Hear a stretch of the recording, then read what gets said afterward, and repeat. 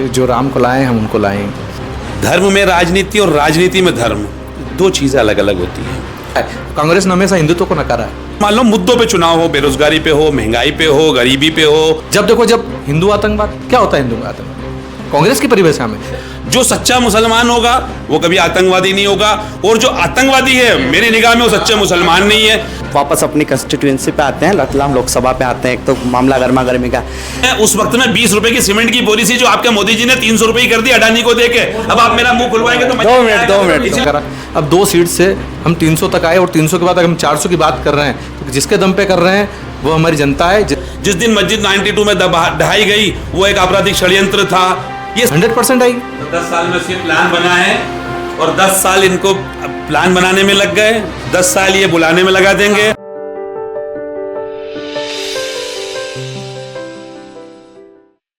नमस्कार, मैं हूं जयदीप गुजर और आप देख रहे हैं पब्लिक वार्ता। इस वक्त पूरे देश में जो है लोकसभा चुनाव 2024 का जो है माहौल बना हुआ है। इसी तारतम्य में जो है रतलाम लोकसभा सीट पर हम बात कर रहे हैं।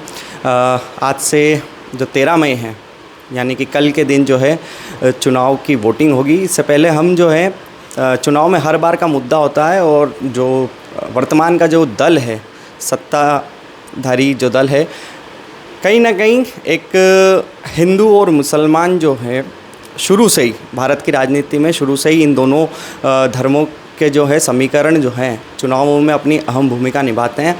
ऐसे ही हम रतलाम से जो हैं हमारे साथ में मुस्लिम समाज के नेता कहें या समाज सेवी कहें, इमरान खोखर हमारे साथ मौजूद है। इनका हम बहुत बहुत स्वागत करते हैं। वहीं दूसरी ओर हमारे साथ जो है आशीष सोनी मौजूद है, एक हिंदूवादी चेहरा है रतलाम के अंदर, कई जो है हिंदू समाज के कार्यों में अग्रणी रहते हैं। आशीष जी, आपका भी बहुत बहुत स्वागत है पब्लिक वार्ता में। पहला मेरा सवाल जो रहेगा आशीष जी सोनी से ही रहेगा कि लोकसभा चुनाव की तैयारियां जो है चल रही हैं, पॉलिटिकल पार्टीज अपनी जो लगातार तैयारियां कर रही है, क्या है हिंदू समाज के तरफ से आपसे पूछेंगे कि क्या रहेगा हिंदू समाज का जो झुकाव है, किसकी तरफ रहेगा, और क्या तैयारियां हिंदू समाज कर रहा है, और किधर वोट परसेंट। और एक और सवाल है कि अभी वोट परसेंटेज लगातार कम होता जा रहा है, तो क्या यह मतलब कहते हैं कि भाजपा कहीं ना कहीं जो है धर्म के मुद्दे पे ही चुनाव लड़ती है, शुरू से जो है उनकी जो सरकारें बनती आई है वो धर्म के मुद्दों पे बनती आई है, तो क्या रहेगा इस बार हिंदू समाज का, आप क्या सोचते हैं? आपके सवाल में ही आपका जवाब है। जो राम को लाए हैं हम उनको लाएंगे, यह नारा पिछले जो साल जब राम मंदिर की स्थापना हुई, जब से अभी इसी वर्ष में, और जब से राम मंदिर का केस जीते हैं तब से जनता के गली गली में एक ही नारा है कि जो राम को लाए हैं हम उनको लाएंगे। और रही बात बीजेपी की, जो धर्म की आप बात करें कि धर्म पर राजनीति करती है, ऐसा कोई विषय नहीं हमने देखा नहीं है। लेकिन हमारे जो धार्मिक आस्था पे और जो हमारे धार्मिक और धर्म को बचाने की अगर बात करेंगे, आज राम मंदिर बनाया है, ये 500 साल की लड़ाई अब जाकर पूरी हुई। कांग्रेस ने 70 साल राज किया, लेकिन कभी उन्होंने हमारे धर्म के प्रति, हिंदुओं के प्रति ऐसा कोई कार्य नहीं किया जिससे हमें संतुष्टि हो और हम उनको वोट देने का कोई कारण बने। मतलब जो राम को लाएं हम उनको ही लाएंगे। इमरान जी, मैं आपके पास आना चाहूँगा। आशीष जी ने बिल्कुल क्लियर कट कहा है कि जो राम को लाएं हम उनको लाएंगे, तो मुस्लिम समाज क्या सोचता है इस बारे में? आप किसको वोट देना प्रेफर करते हैं? देखिए, मैं आपको एक बात बहुत सरल शब्दों में समझाने की कोशिश करता हूँ कि चुनाव जो होते हैं वो जनता की राय होती है। जनता के मुद्दों को एड्रेस करना और उनको सॉल्व करना, ये बात मैं पहले भी कई बार कह चुका हूँ, ये चुनाव का असल मकसद होता है। अब बात करते हैं धर्म और राजनीति की, तो चाणक्य के कई आप कहावत उठा के देख लीजिए, पुराने हमारे जो राजनीति शास्त्र के कई वाक्य उठा के देख लीजिए, मुहावरे उठा के देख लीजिए, उनके अंदर ये साफ शब्द है कि धर्म में राजनीति और राजनीति में धर्म, दो चीज़ें अलग अलग होती हैं। जो लोग राजनीति के अंदर धर्म को इन्वॉल्व करने की कोशिश करते हैं, कहीं ना कहीं वो अपने एक वेस्टर्न इंटरेस्ट को पाने के लिए धर्म का इस्तेमाल करते हैं। फॉर एग्ज़ाम्पल धर्म मेरे लिए मेरी निजी आस्था का विषय है।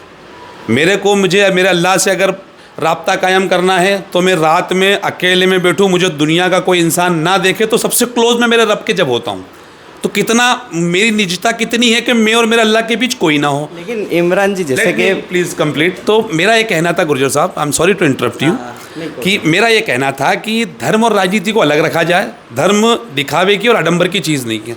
धर्म आस्था की चीज़ है, चाहे वो किसी भी धर्म की हो।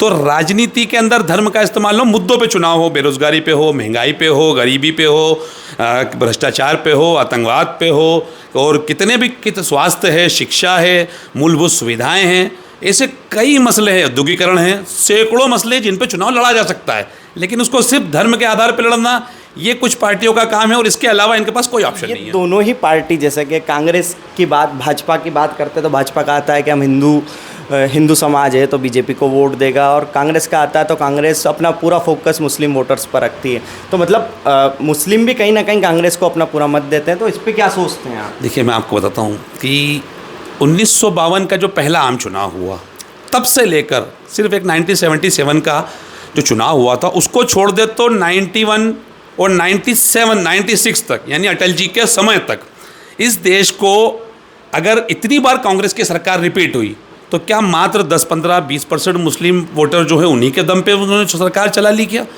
नहीं चलाई ना, क्योंकि इतनी बार ये लोग जीते हैं। आप बता दिए ना, आडवाणी जी, अटल जी 52 से लेकर हारते 96, 97 में इनको जनता ने मौका दिया, चाहे वो जनता कांग्रेस की नीतियों और रीतियों से त्रस्त होकर दिया, लेकिन इतने साल तक इतने हिंदू समाज के लोगों ने कांग्रेस को वोट दिया। और आज भी टिल डेट कांग्रेस के राष्ट्रीय अध्यक्ष से लेकर निचले स्तर तक अपन जाएं तो यहाँ पर मुस्लिम मार्जिनलाइज है। 2 मिनट, आशीष जी कुछ बोल रहे हैं। ऐसा नहीं है, भाजपा ने 370 पे हटाई है, कश्मीर में आतंकवाद भी खत्म किया है, विकास भी किया है देश में, महिलाओं में कहीं अंतर नहीं किया है, मुस्लिम महिलाओं को हर वो योजना का लाभ मिल रहा है जो हिंदू में। भारतीय जनता पार्टी कभी किसी ऐसी नीति पर नहीं गई है जहाँ हिंदू मुस्लिम की बात करते हैं, लेकिन उनका ये कहना है कि जो उनके वादे थे वो पूरे कर रहे हैं। उन्होंने हिंदुओं के लिए जो वादा किया है वो पूरा किया है, जो मुस्लिमों के लिए वादा किया है वो पूरा किया है। मतलब आपका कहना है कि भाजपा ध्रुवीकरण नहीं कहती है, ये ध्रुवीकरण का आरोप जो है कर रहे हैं। और आप हिंदुत्व की और हिंदू समाज की बात करोगे तो वो विषय अलग है, उसमें भाजपा अलग विषय है। हिंदू अगर हिंदुत्व की बात करता है, कांग्रेस ने हमेशा हिंदुत्व को नकारा है। कैसे, किस प्रकार से? उन्होंने वीर सावरकर जी को नकारा है, जिन्होंने हिंदुत्व शब्द इस हिंदुस्तान को दिया कि हिंदुत्व क्या होता है, जो समझाया। आप दिग्विजय सिंह जी को देख लिया, जब देखो जब हिंदू आतंकवाद क्या होता है, हिंदू आतंकवाद हम पूरी दुनिया में कहीं भी ये शब्द नहीं हिंदू आतंकवाद, लेकिन उनकी परिभाषा में, कांग्रेस की परिभाषा में, इसलिए हिंदू खुल के कहेगा कि वो भारतीय जनता पार्टी के पक्ष में है और पूरा मत देगा, एक तरफा मत देगा। इधर हिंदू खुल के बोल रहा है, आशीष जी का कहना है कि भाजपा को वोट देगा। अब मुस्लिम समाज का क्या है रोल, किसको वोट देंगे? और फिर हिंदू आतंकवाद, ध्रुवीकरण के आरोप जो है कांग्रेस पे लगा। देखिए, मुझे तो ये बात समझ नहीं आती कि जिस पार्टी का उदय ही धार्मिक ध्रुवीकरण से हुआ हो, वो अब आज आके ये कैसे कह सकती है कि हम धर्म पे बात नहीं करते। दूसरी चीज़ मेरा ये कहना है कि आप कह रहे हैं कि साहब हिंदुत्व बिल्कुल एक आतंकवादी नहीं हो सकता। मैं क्यों ये क्या कहेंगे, मैं कहता हूँ कि अगर कोई, अरे बात तो सुनिए, मुझे कंप्लीट तो आशीष भाई मुझे तो बात करने दीजिए। मैं आपको दिग्विजय सिंह को जवाब देता हूँ, आपको नहीं दे रहा हूँ, कि जो सच्चा हिंदू होगा वो कभी आतंकवादी नहीं हो सकता, और जो आतंकवादी होगा वो कभी सच्चा हिंदू नहीं हो सकता। ठीक इसी तरीके से जो सच्चा मुसलमान होगा वो कभी आतंकवादी नहीं होगा, और जो आतंकवादी है मेरी निगाह में वो सच्चे मुसलमान नहीं है। क्यों? रीज़न है आपने अपने धर्म को प्रॉपर पढ़ा नहीं है, तब जाकर आप आतंकवाद की परिभाषा को गढ़ते हैं। मेरी निगाह में जो व्यक्ति गलत करता है, चाहे वो किसी भी धर्म का व्यक्ति हुआ, वो गलत है, वो आतंकवादी है। क्योंकि देखिए, मैं तो उस धर्म से आता हूँ जहाँ पर ये कहा गया है कि रहमतुल्लिल आलमीन।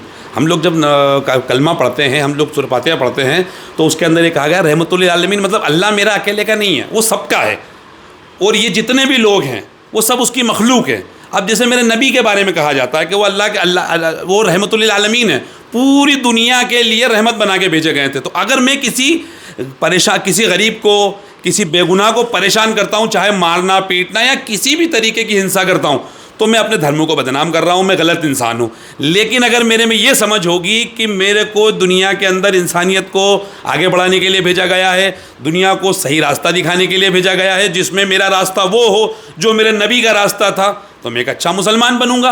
अब अपन बात करते हैं, हम यहाँ पर हिंदू और मुसलमान के धर्म के बारे में बात करने नहीं बैठे, हम यहाँ बैठे राजनीति की बात करने। तो लेट्स टॉक अबाउट राजनीति के अंदर मैं आपको ये बात बता दूं कि जब भी भाजपा को अपने असल मुद्दों से डर लगता है, ये धर्म की आड़ लेकर बैठ जाते हैं। किस तरीके से?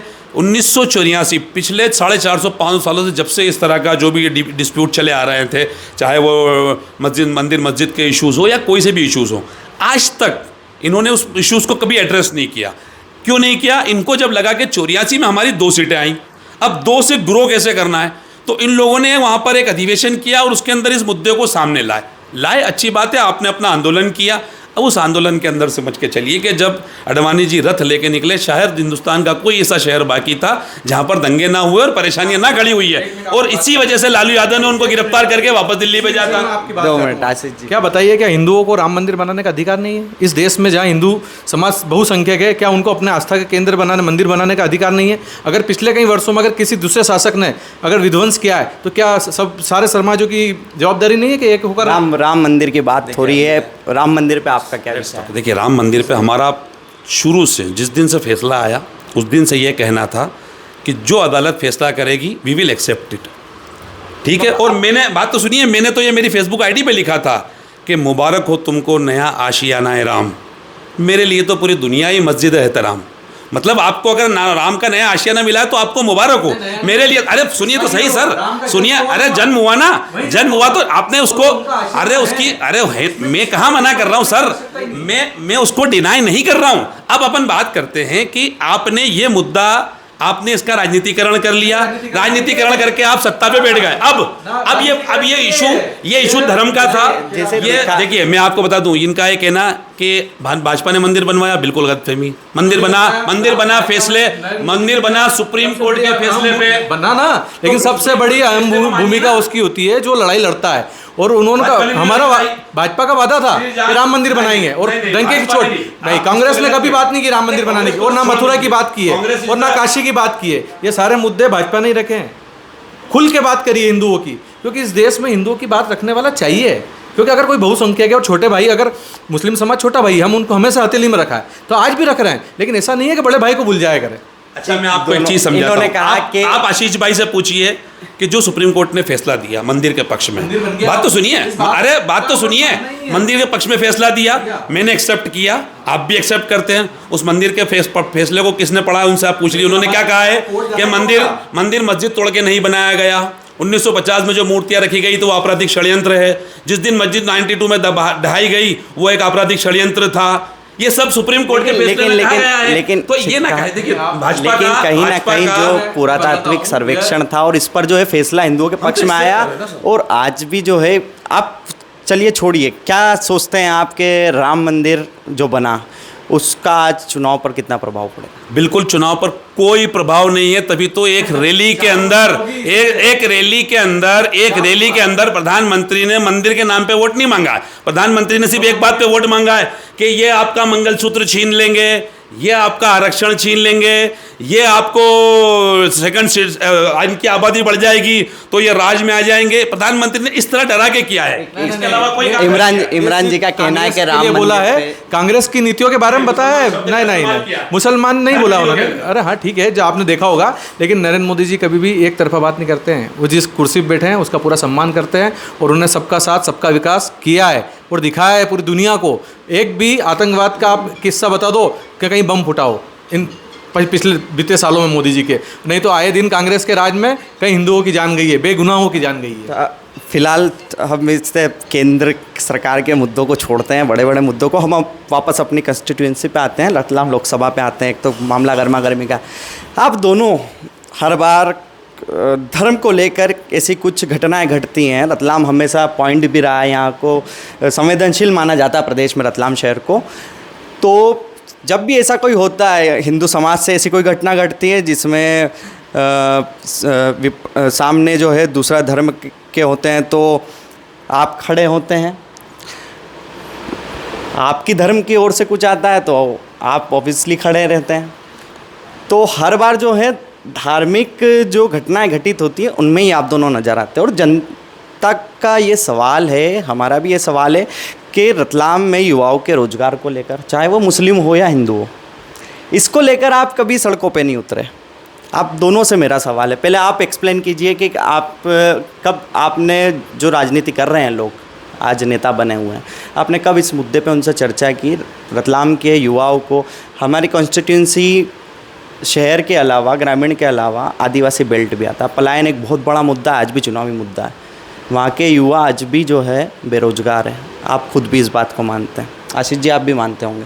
तो इसको लेकर आप दोनों धर्म से हटकर कब सड़क पर आएँ और कैसे आएंगे अगर आना चाहिए? देखिए गुर्जर साहब, मेरा आपको ये कहना है, किसी भी घटना को किसी भी तरीके से कलर नहीं करना चाहिए, उसको किसी भी मामले में फ्रेम नहीं करना चाहिए कि ये घटना हिंदुओं से रिलेटेड है या मुसलमानों से रिलेटेड है।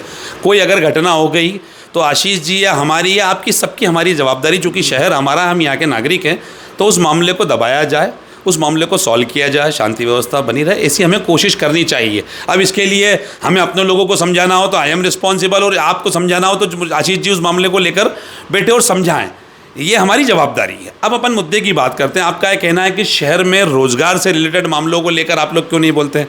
देखिए, मैं आपको चीज़ बता दूँ कि हम मेन स्ट्रीम में आज की कंडीशन में नहीं हैं। रोज़गार के मुद्दे को लेकर पिछले 18 साल से या 20 साल, मान लीजिए अगर डेढ़ साल की कमलनाथ जी की सरकार हटा दें, तो इस पूरे वक्त के अंदर 21 साल में से तकरीबन 19.5 साल या 19 साल यहाँ पर भाजपा की सरकार रही।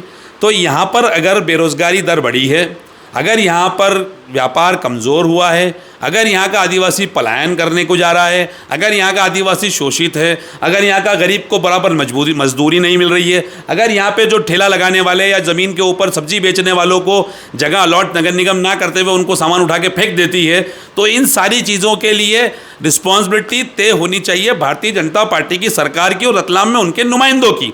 हमने भाजपा के ऊपर आरोप लगा रहे हैं, पिछले भाजपा की सरकार है, आप जिस भाजपा के पक्ष में बात कर रहे हैं उनका कहना भी सही है, इसको लेकर आप क्या कहेंगे?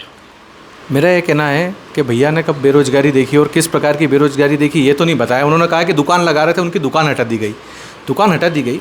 अगर वो ऐसे किसी क्षेत्र में जहाँ पर पब्लिक ट्रैफिक ज़्यादा है, ऐसी कई व्यवस्थाएं बिगड़ रही है अगर शहर की, तो दूसरे व्यक्ति भी तो शहर के निवासी है, उसको अगर हटाने के लिए थोड़ी सी दुकान अगर साइड में कर अगर सुव्यवस्थित व्यवस्था अगर नगर निगम करके दे रहा है, तो अपने लोगों को भी अगर रोज़गार कर ही रहे हैं ना, वो तो भैया खुद ही कह रहे हैं कि रोज़गार कर रहे हैं, उनको हटाया जा रहा है, तो रोज़गार करने के लिए अगर उनको सुविधा दी जा रही है, जगह दी जा रही है, दुकानें दी जा रही है, तो ये विकास का एक अंग है।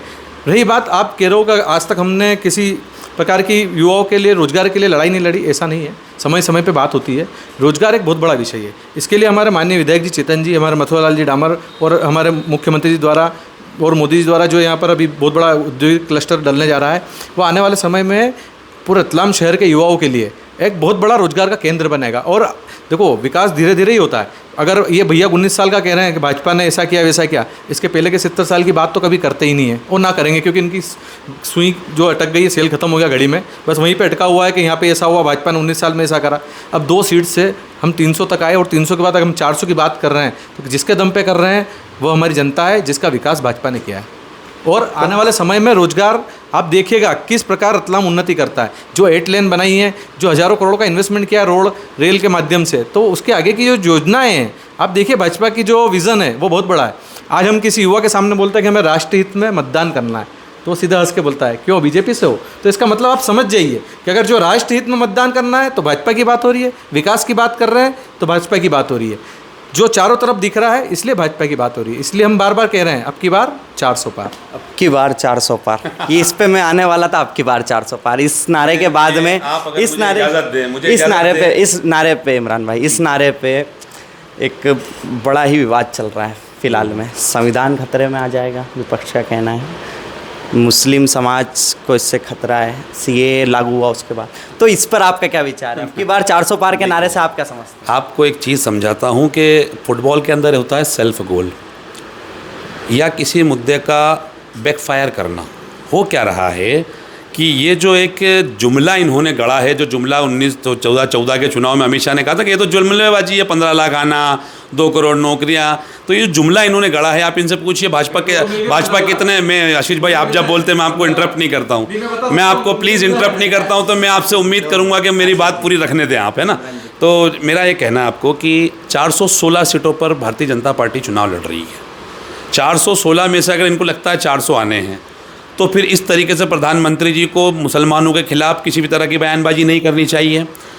दूसरी चीज़, ये जो तोड़फोड़ संविधान के प्रजातंत्र के खिलाफ चल रही, चाहे वो सूरत के अंदर डराना धमकाना, पुलिस से लेकर आदमियों को उठवाना, और फिर उसके बाद इंदौर के अंदर जिस तरह का इन्होंने अक्षय कांति बम का पर्चा वापस कराना, उसके बाद शहडोल वहाँ पर खजुराहो के अंदर जिस तरीके से उनका नामांकन रद्द कराना, अगर आपको लगता है आप 400 पार जा रहे हैं, तो फिर आपको इस तरह की कांग्रेस के अंदर जो बिकाऊ घोड़े हैं उनको खरीद कर अपने अस्तबल में रखने की क्या जरूरत है। अब मेरी बात सुनिए, हो क्या रहा है भाजपा के साथ ये मुद्दा बैकफायर इसलिए कर गया है। भाजपा ने जब दिया कि नारा 400 पार, चूंकि मेन स्ट्रीम मीडिया इनके पास है, इनके पास सोर्सेस है, इन्होंने लोगों के दिमाग में बात डाल दी कि हम तो 400 जीत रहे हैं। अब हुआ क्या है, मुद्दे की बात बताता हूं। भाजपा के कोर वोटरों को लगता है कि अपन तो जीत चुके, अपनों को वोट डालने नहीं जाना है। अब उसकी वजह से क्या हो रहा है कि जो वोट डालने के लिए एंथुसियाज्म होना चाहिए, एक अंदर से उत्साह होना चाहिए, वो रुकने की वजह से जो पिछले कई दिनों से आपने भी देखा होगा 8 से 10% वोटिंग परसेंटेज पिछले 19 की तुलना में कम हुआ है, और उस 10% में 7% महिलाएं हैं। तो भाजपा के साथ क्या हुआ कि जो इनका कोर वोटर है उसको ये लग रहा है कि यार भाजपा जीती हुई, अपन वोट डालने नहीं भी जाएंगे तो भाजपा तो जीती हुई है। अब इनको टेंशन हो गई कि ये कौन सा नया काम हुआ। अब ये परेशानी आ रही है कि भाजपा का कोर वोटर घर बैठा है और दूसरी पार्टियां निकल के वोटिंग करा रही है, जिसकी वजह से भाजपा को ये डर है कि अपन 200 सवा 200 के बीच में सिमट रहे हैं।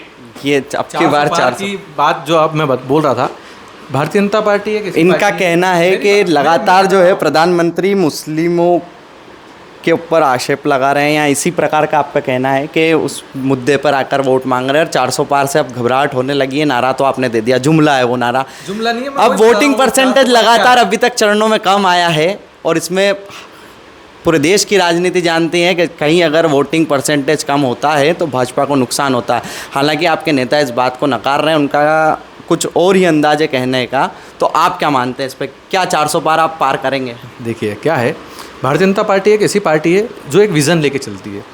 जब हमारी 2 सीटें थी तब कांग्रेस हंसती थी, सदन में खड़े होकर हंसती थी। उसके बाद हम आडवाणी जी के समय जब सरकार बनी तब फिर भी उनके 5 साल तक वो हंसते रहे, उनको ऐसा लगा कि आखिरी बार है। फिर आए मोदी जी, फिर 300 लाए, अब की बार 400 बार। तो ये विज़न है, विज़न राम मंदिर बनाने का विज़न बना दिया, विज़न था 370 हटाने का, हटा दिया, आतंकवाद को समाप्त करने का कर दिया। ऐसे कई, जैसे आप देखिए लाडली लक्ष्मी योजना देखिए मध्य प्रदेश में, इसके अलावा आप देखिए ये जो महिलाओं को गैस चूल्हा वगैरह जितनी भी योजनाएं अपनी, और इसके अलावा इतनी योजनाएं दी है, सारे विकास ही हो रहा है।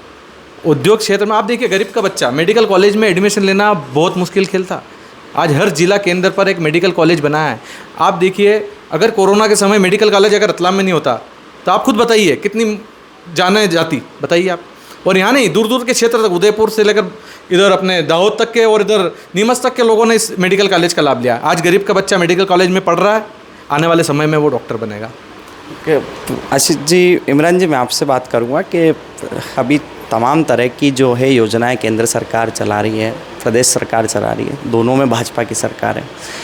कहीं ना कहीं महिलाओं को लेकर जो है सरकार ने लाडली बहना योजना हुई, अपनी केंद्र की उज्ज्वला, प्रधानमंत्री आवास योजना, तो इन योजनाओं में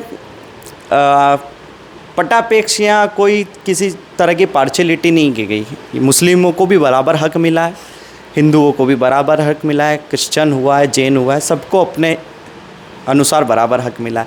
तो अब ऐसे में जब योजनाओं का लाभ सभी को मिल रहा है, तो ऐसे में फिर आज भी क्यों मुस्लिम समाज, आयुष्मान योजना का सबसे ज़्यादा लाभ मुस्लिमों को मिला है, आज भी क्यों मुस्लिम समाज भाजपा पे भरोसा नहीं कर पा रहा है?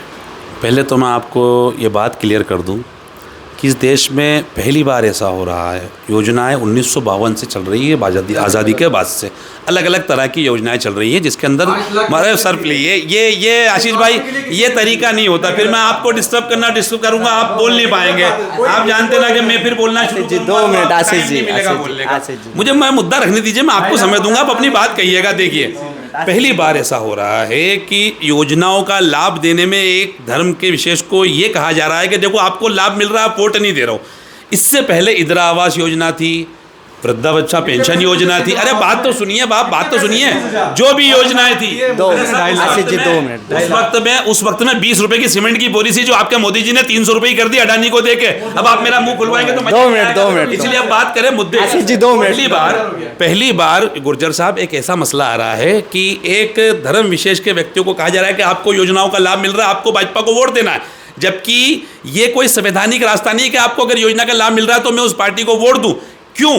क्योंकि ये जो पैसा आ रहा है, चाहे वो किसी भी तरह की योजना से आ रहा है, मैं अगर एक सिगरेट माचिस का एक रुपए की माचिस खरीदता हूं तो 18 पैसे में सरकार को टैक्स दे रहा हूं। एक आदिवासी हुआ, मुस्लिम हुआ, हिंदू हुआ, किसी भी धर्म का व्यक्ति हुआ, ये सारा जो मेरा टैक्स है ये वाया घूम के सरकार के तरफ से जनता के बीच आ रहा है। दूसरी चीज़, आप बार बार कह रहे साहब हमने 370 हटा दी। आप इनसे पूछो श्रीनगर के अंदर भाजपा चुनाव क्यों नहीं लड़ रही है? अगर 370 आपने हटा दी तो एक 3 कंस्टिट्यूएंसी एक जगह से भी चुनाव नहीं लड़ा जा रहा है। और आप आतंकवाद की बात करते हैं, आतंकवादियों को लेकर कंधार तक छोड़ के आने वाले हमें आतंकवाद का रास्ता सिखाएंगे। उरी और यहाँ पर पुलवामा के हमलों के अंदर आज तक उन लोगों को इन्होंने पकड़ा नहीं गया और वो लोग आज तक पता नहीं कहाँ घूम रहे हैं। और मोदी जी वहाँ पाकिस्तान जाकर नवाज शरीफ की बिरयानी खा के आते हैं, उनकी माँ के पैर छू के आते हैं, उनको आम दे के आते हैं, साड़ी दे के आते हैं, और ये आतंकवाद की हमें बात भाषा समझाएंगे। आतंकवाद पर आपने बोला, इमरान जी काफ़ी एकदम एग्रेसिव मोड में बोले कि आपके प्रधानमंत्री जो है नवाज शरीफ के यहाँ जाते हैं, बिरयानी खाकर आते हैं आम और बिना इन्विटेशन के। इस पर आपका क्या कहना है? 370 वगैरह पे भी आप बात कर रहे हैं। देखिए क्या है कि पाकिस्तान जाना, उनके यहाँ शादी में जाना एक दोस्ती की मिसाल और बात करने की बात थी। अगर अपन पहला हाथ बढ़ाएं, मोदी जी ने हाथ बढ़ाया, उन्होंने हाथ खींच लिया, उसके बाद आपने देखा ही है सर्जिकल स्ट्राइक देखी है, उड़ी के बाद के सारे जवाब देखे हैं। तो ये बोलने की जगह कहीं नहीं। आज देश में कहीं आतंकवाद नहीं है। जो कांग्रेस शासन में आतंकवाद हुआ वो सारा ख़त्म हो गया है। अब तो आतंकवादी भी खुद का नाम बदल बदल के घूम रहे हैं पाकिस्तान में, यहाँ पे भी नहीं रह रहे हैं, कई देशों में जाकर छुपे बैठे हैं। तो ऐसा जो मकर जाल था वो सारा ख़त्म हो गया है। आज अपन चलें श्रीनगर। अब ये भैया कह रहे हैं कि अगर हमने योजनाओं को लाभ दिया और वोट मांग रहे हैं, तो हम भी तो कह रहे हैं हमको राम मंदिर मिला इसलिए हम भाजपा को वोट देंगे। इसमें क्या है? अपनी स्वतंत्रता है। ठीक है। रतलाम लोकसभा पर वापस आते हैं, देश के ज्वलंत मुद्दों को छोड़कर। रतलाम लोकसभा सीट के जो मुस्लिम हैं, मैं आपसे एज ए मुस्लिम चेहरा के तौर पे बात कर रहा हूँ कि अगर रतलाम समाज का मुस्लिम है, रतलाम शहर का मुस्लिम है, तो वो अपना किधर झुकाव रखता है आज की तारीख में? देखिए, एक सवाल बता दूं मैं आपको कि दुनिया में शायद ही ऐसा कोई मुल्क होगा, और हिंदुस्तान का मुसलमान ख़ास तौर पर, उससे ज़्यादा सेकुलर मेंटेलिटी किसी की नहीं है। उसका एक रीज़न बताता हूँ मैं आपको। मुसलमान हिंदू और मुसलमान देख के वोट नहीं डालता है। विद एग्जांपल बताऊँगा प्रूफ के साथ में। मेरी उम्र में अगर मैंने 10 बार वोट डाला होगा, तकरीबन 10 बार मैंने अपनी लाइफ के अंदर वोट डाला है। 10 ही बार अगर मेरे सामने कांग्रेस का कैंडिडेट आया है, तो एक बार को हटा दी जाए, वो 2004 के अंदर महापौर के अंदर यहाँ पर टिकट मिला था मुस्लिम को। इसके अलावा जितने मैंने वोट डाले हैं वो सभी हिंदू समाज के लोगों को वोट डाले। अब वो पार्टी किसी भी तरह की हुई, तो अगर मैं ये सोचता कि यार मुसलमान होकर मैं कहाँ वोट डाल रहा हूँ, तो मैं उन लोगों को वोट नहीं डालता। अब हम वोट कहाँ डालने की बात है। वोट उसको डालेगा जो देश के अंदर भाईचारा मेंटेन रखेगा। वोट उसको डालेगा जो देश के अंदर से भ्रष्टाचार हटाएगा। वोट उसको डालेगा जो देश के जो भाईचारे के ताने बाने को तोड़ने की कोशिश करेगा, उसके खिलाफ वोट डालेगा। आगे की हम लोग बात करें, रतलाम की हम लोग बात करें, रोज़गार के लिए हमारे भाई आशीष बता रहे थे कि साहब हमने बहुत सारी योजनाएं चला दी। रतलाम के अंदर जितनी भी मिल्स डली हुई हैं, सज्जन मिल, शुगर मिल, स्ट्रॉ बोर्ड मिल, या इसके अलावा जितनी भी मिलें की नींव रखी गई थी, वो सिर्फ कांग्रेस के शासनकाल में रखी गई थी। जबकि मैं कांग्रेस का सपोर्ट करने के लिए नहीं बोल रहा हूँ। और बंद जितनी हुई है वो 1977 के बाद, जब से भाजपा के यहाँ पर विधायक आए, उसके बाद सारी मिलें बंद हुई और कोड़ियों के भाव भूमाफियाओं को बेच दी, उन पर कॉलोनियाँ कट गई और ये सारे चक हो गए उसके अंदर। उसके बाद एक नई मिल, एक नया कारखाना 77 के बाद, जब से भाजपा के विधायक यहाँ आए थे, एक नया कारखाना अगर आशीष भाई मुझे नाम बता देंगे जो रतलाम के अंदर रोजगार के लिए नया डला होगा, मैं आपकी बात मान लूँगा। दिग्विजय सिंह जी के राज में सारी मिलें बंद हुई हैं। भाजपा के विधायक माननीय हिम्मत जी कोठारी थे, ये बात इनकी सत्य है। लेकिन शासन था, दिग्विजय जी लड़ाई लड़ी है श्रमिकों के लिए, हर श्रमिक को उसका अधिकार दिया है। अभी नहीं, शासन ने दिया, भाजपा की नियत थी, भाजपा की नियत थी, यहाँ के विधायक की नियत थी, हमारे माननीय विधायक जी की नियत है। उन्होंने सबका हक दिलवाया, एक एक रुपया। अभी उन परिवारों से पूछो जिनको चेक मिले उनकी खुशी नहीं, तो उसके बाद दिलवाया तो शासन ने पैसे इकट्ठे करके दिए। अभी आप इंदौर में देखिए, मुख्यमंत्री जी ने खुद सब श्रमिकों को पैसे दिए खड़े रहे। तो नियत किसकी नहीं थी? कांग्रेस की नियत थी। भाजपा सरकार ने कोर्ट के साथ समन्वय बिठा के श्रमिकों का उद्धार किया है, श्रमिकों का उद्धार किया है। उन परिवारों से पूछो आप जिसको कांग्रेस ने। 2 मिनट इमरान भाई, इनका कहना है कि सरकार की नियत नहीं थी। आपके विधायक शासन भले ही कांग्रेस का था, लेकिन विधायक आपके भाजपा के थे और नियत आपकी नहीं है। भैया, शासन जिसका होता है, शासन की नियत होनी चाहिए। ये एक प्रदेश लेवल का मामला है, किसी एक विधायक के बस का रोक नहीं है। जिस समय कांग्रेस का शासन था उनकी नियत नहीं थी। जैसे ही भाजपा का शासन आया, शिवराज जी की नियत थी, उन्होंने श्रमिकों का उद्धार किया। अभी मोहन यादव जी ने उद्धार किया। शासन ने कोर्ट में जाकर खुद कोर्ट को कहा कि हम श्रमिकों का उद्धार करेंगे, सारे इनके जो पैसे बाकी एक एक पाई इनकी जो मेहनत की बाकी है सब दिलवाएंगे। अभी भी और जो बाकी है उनको भी मिलने वाले हैं। ऐसा एक भी नहीं बचेगा कि भाजपा राज में अगर कोई श्रमिक दुखी हो। अच्छा, रतलाम की कानून व्यवस्था को लेकर क्या सोचते हैं आप दोनों? पहले आप देखिए, मुझे जहाँ तक लगता है, I am not going to support any administration, लेकिन मुझे लगता है कि रतलाम शहर का प्रशासन काफ़ी संवेदनशील है, काफ़ी कोऑपरेटिव है। जब समाज के अंदर इस तरह की इश्यूज़ आते हैं, मैं किसी एक धर्म की बात नहीं कर रहा हूँ, शहर के अंदर इशू आते हैं, बड़े सेंसिटिव तरीके से वो लोग उस चीज़ को डील करते हैं। और यहाँ की शहर की जनता भी बहुत समझदार है।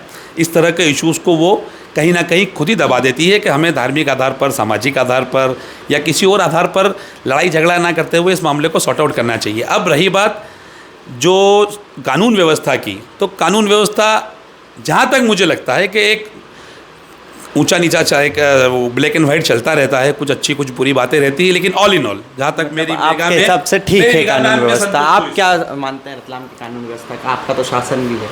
नहीं, शासन वाली बात नहीं है। कानून व्यवस्था एक समन्वय वाली होनी चाहिए। किसी भी गरीब और दुखी और परेशान व्यक्ति और पीड़ित व्यक्ति के साथ कभी गलत नहीं होना चाहिए। ऐसी कानून व्यवस्था होनी चाहिए। ये भाजपा की नीति और रीति में रही है, इसलिए सारी बातें अभी यहाँ पर हो रही है। अभी आपने देखा हुआ पिछले कुछ समय से एमडी जो ड्रग्स, जिसका नामो निशान या कोई व्यक्ति समझते भी नहीं थे, उस पर ऐसा प्रहार किया उसकी जड़ों पर प्रशासन ने यहाँ के, और यहाँ के जो युवा इसमें लिप्त हैं उसको इससे निकालने का काम किया है। लेकिन अभी मेरी एक प्रशासन से एक अनुरोध है कि जो क्रिकेट का सट्टा जिस स्तर से इस शहर में बढ़ रहा है, वो आने वाले समय में जो युवा पीढ़ी है उसके लिए सबसे बड़ा पाइजन है। मेरा इस चुनाव में मत जो जाएगा भाजपा को, तो मेरा उनसे अनुरोध रहेगा कि रतलाम को इस सट्टे के जो मकड़ जाल है इससे बाहर निकाला जाए, ताकि आने वाली पीढ़ी ये हमें कहे कि भाजपा शासन ने हमारे साथ एक बहुत बढ़िया सट्टा, सेव, साड़ी, सोना, उसके बाद में चौथे नंबर पे सट्टा, रतलाम जाना जाता है।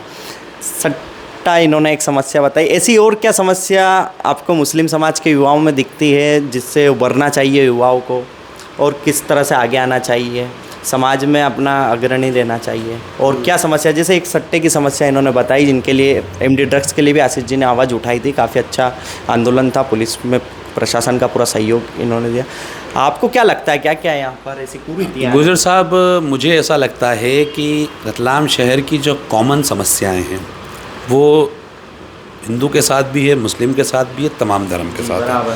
फॉर एग्ज़ाम्पल, जैसे आपने एमडी की बात कही, तो हम एमडी को ये क्लासीफाई नहीं कर सकते कि ये कौन सा धर्म के लोग खाते हैं, बेचते हैं, ये चीज़ें नहीं हो सकती।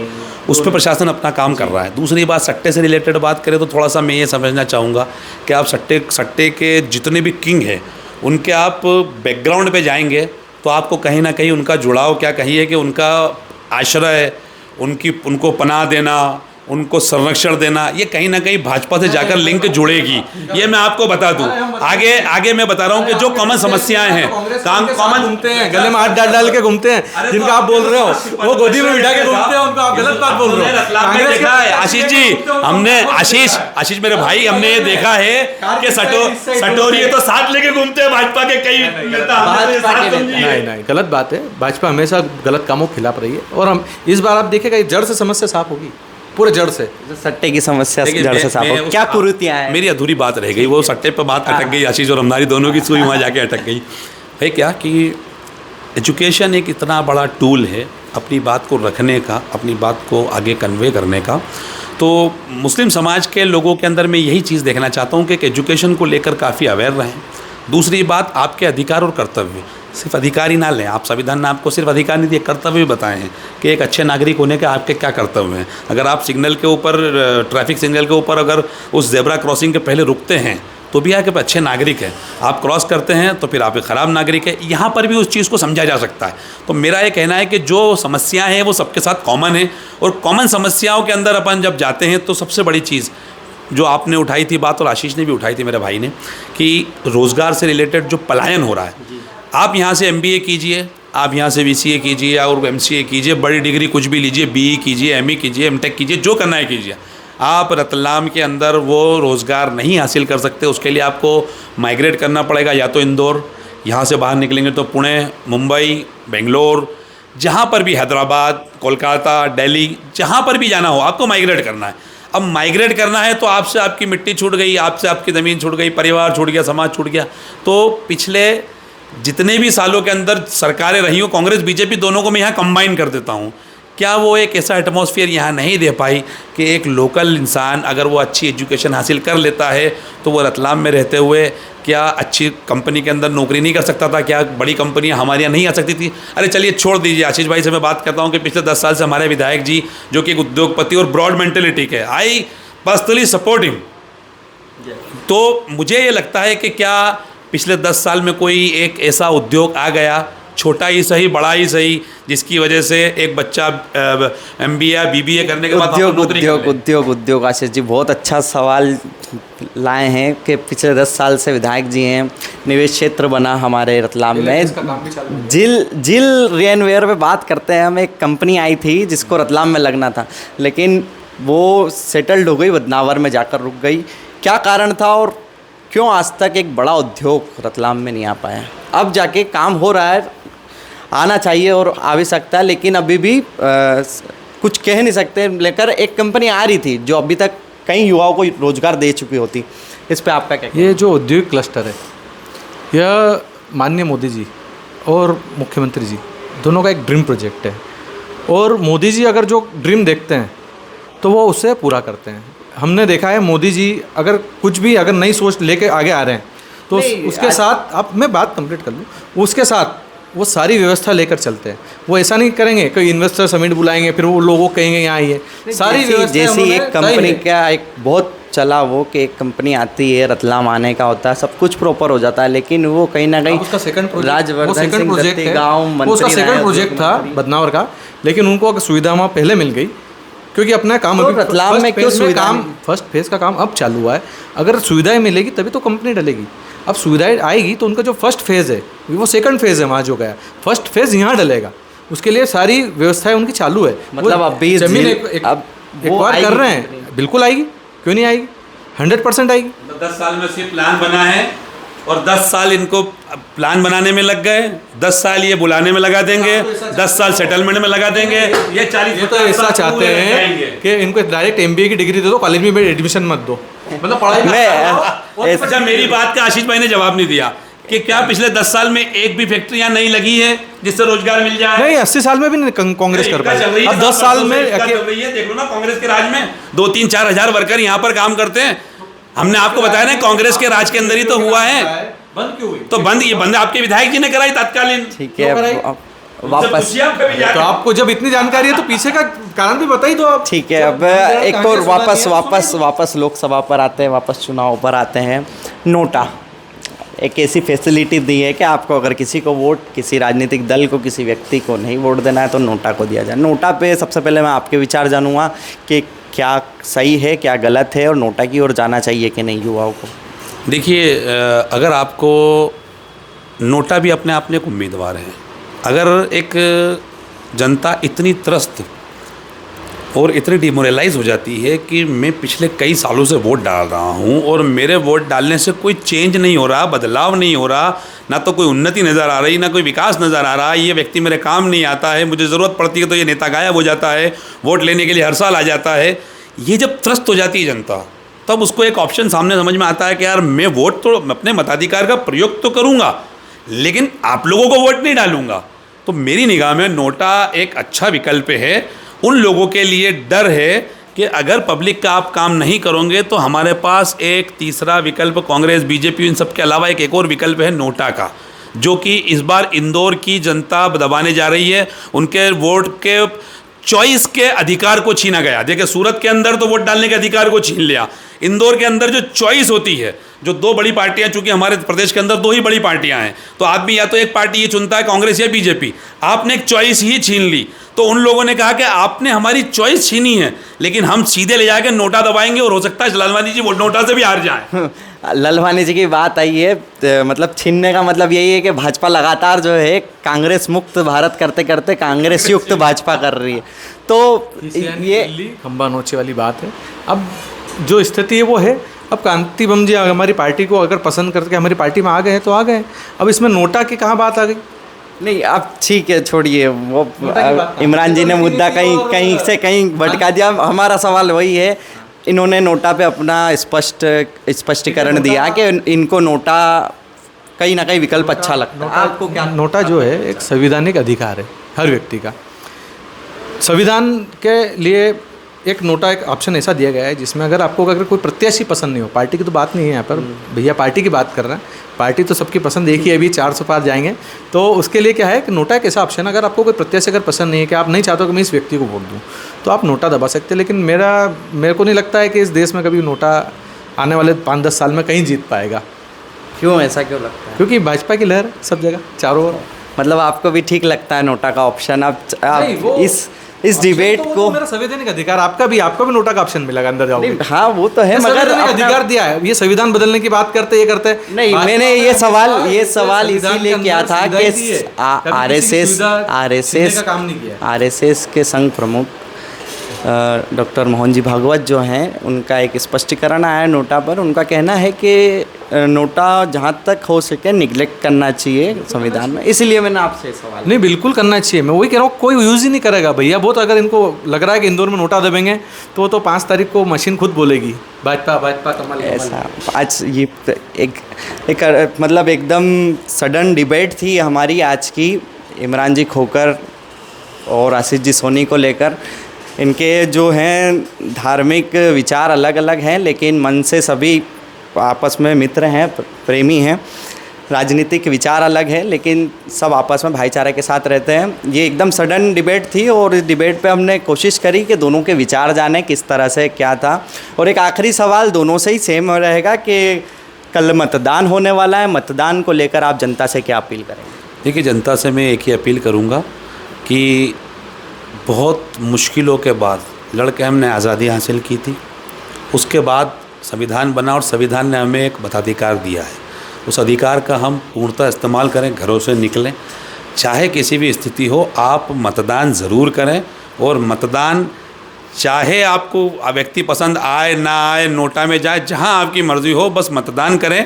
और मतदान ही एक वो रास्ता है जहां से देश की आने वाले समय की भविष्य तय होता है।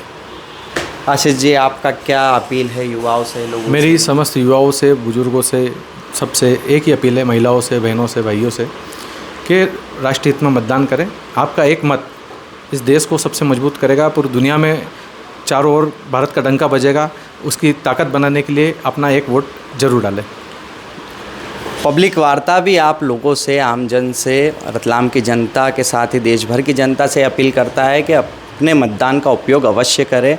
राष्ट्र हित में और देश के विकास में जो है आपका एक मत काफ़ी आवश्यक है और काफ़ी ज़रूरी भी है। तो मतदान करना ना भूलें, ये हमारा मौलिक अधिकार होने के साथ साथ हमारा परम कर्तव्य भी है। आप चाहे किसी भी पार्टी से बिलोंग करते हो, आपकी विचारधारा कुछ भी हो, लेकिन मतदान कभी नहीं छोड़े। मतदान हमारा एक कर्तव्य है, इसको ज़रूर पूरा करें। और बहुत बहुत धन्यवाद इमरान जी आपका। Thank you sir. Ashish ji आपका, आपने अपना अमूल्य समय निकाला पब्लिक वार्ता के लिए, और इतनी मेरे हिसाब से एक सकारात्मक बहस हुई आज किसी भी मुद्दे पर। दोनों का बहुत बहुत धन्यवाद। हम फिर मिलेंगे, तब तक के लिए नमस्कार।